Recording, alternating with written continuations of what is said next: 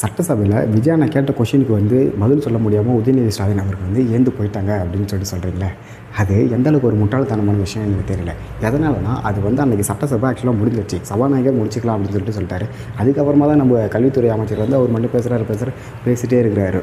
அதாவது power star ஒரு படத்தில் கண்ணால் எடுத்து நாசையில் வந்து பண்ணுவாங்கள்ல, டேய் நான் வீட்டுக்கு போய்ட்டுன்றா இன்னும் நான் கத்திட்டே இருக்கேன்னு சொல்லிட்டு, அது மாதிரி இந்த ஒரு நிகழ்ச்சி இருந்துச்சு. சரி அதை விடுங்க. அவர் எழுந்து போனவர் என்ன பண்ணியிருக்கணும், ப்ரெஸ் மீட்டை மீட் பண்ணாமல் போயிருக்காங்க. பதில் சொல்கிறதுக்கு தைரியம் இல்லைன்னா ப்ரெஸ் மீட்டை மீட் பண்ணாமல் போயிருக்கணும்.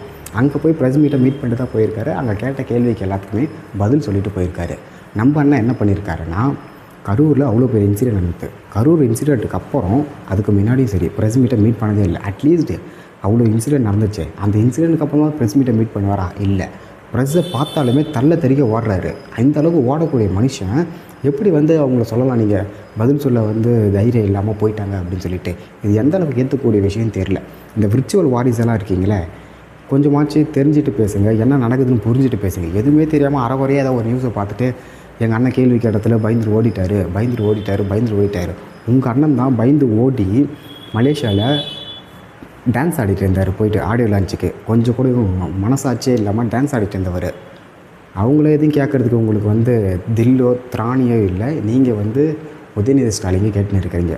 அதாவது உதயநிதி ஸ்டாலினுக்காக சப்போர்ட் பண்ணல. நாங்கள் கொஞ்சமாச்சு நாகரிகமாக பேசணும். 2 பேருமே தான், அது ஒன்றும் இல்லை.